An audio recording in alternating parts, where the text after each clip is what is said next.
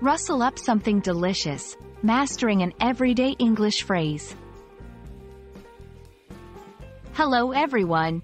Today, we're diving into a very handy English phrase, rustle something up. Whether you're a beginner or looking to polish your English, understanding these everyday expressions can be incredibly useful.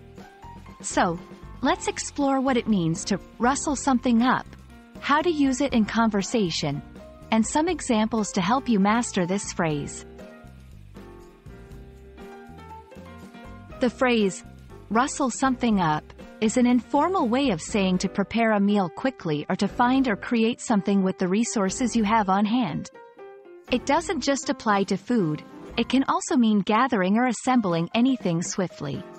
The key here is the speed and efficiency in doing so, often with limited resources.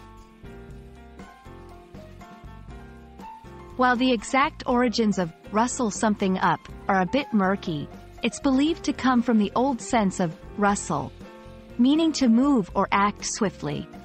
Historically, rustling referred to the sound of leaves or perhaps the quick movement of animals, which metaphorically extended to quick action in general.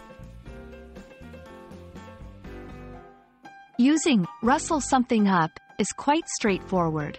It's mostly used in casual conversations, especially when referring to preparing food or gathering items quickly.